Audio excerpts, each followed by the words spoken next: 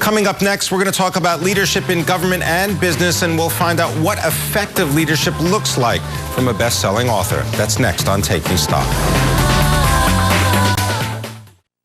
All right, there is little doubt that we've got political gridlock in Washington, D.C. What's also in doubt, well, whether any real leadership is emerging among lawmakers. Well, I want to talk leadership with New York Times bestselling author whose book Influencer, The New Science of Leading Change, is being re-released. And we have Joe Grenny. He joins us from San Francisco. Joe Grenny, good to have you with us here on Bloomberg.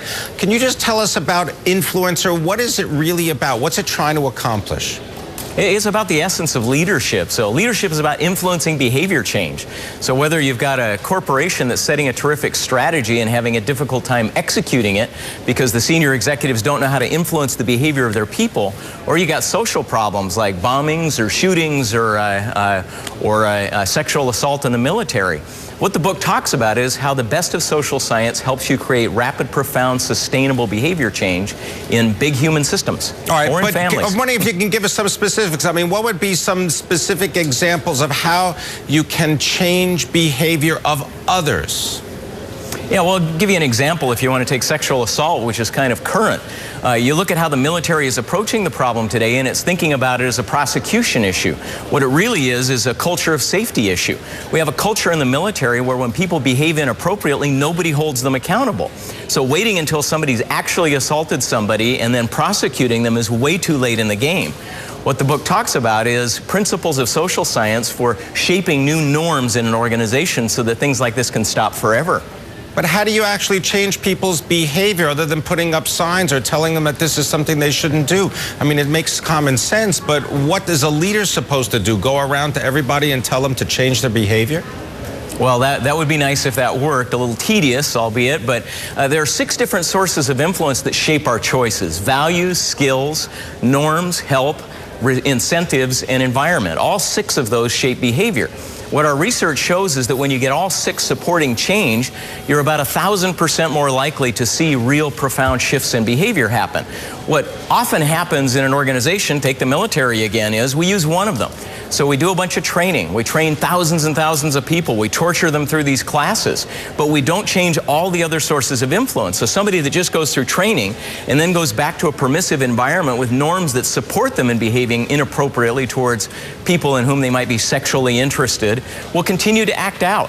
So unless you address all 6 of these, you don't see change. And most corporate leaders struggle with the same issue. They talk a lot of change, but they don't know how to even think about influence problems in a systematic way. Well, indeed, we were just talking with John Ehrlichman of Bloomberg West, and we were talking about the change that the chief executive of BlackBerry is trying to effect. What would you recommend?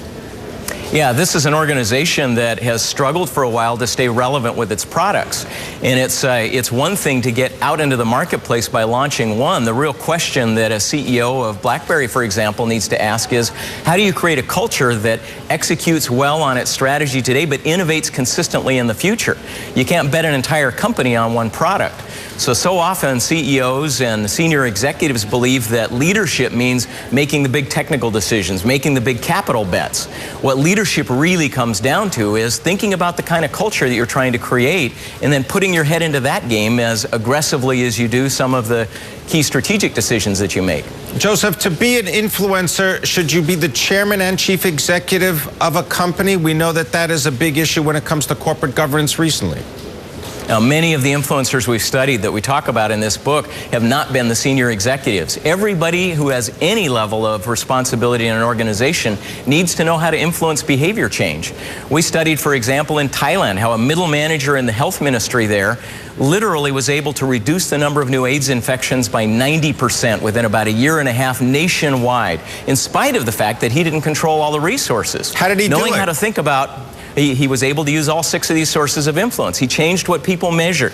He was able to identify behaviors that needed to change. He was able to create new norms in a small pilot in one of the provinces. He was able to use data from that to persuade others to engage in the same activity in their areas.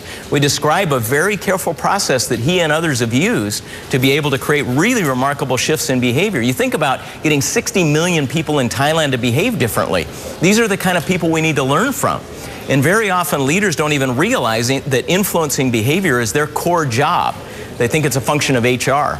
All right, I want to leave it there, but thank you very much. Joseph Grenny, he is the author of Influencer, The New Science of Leading Change.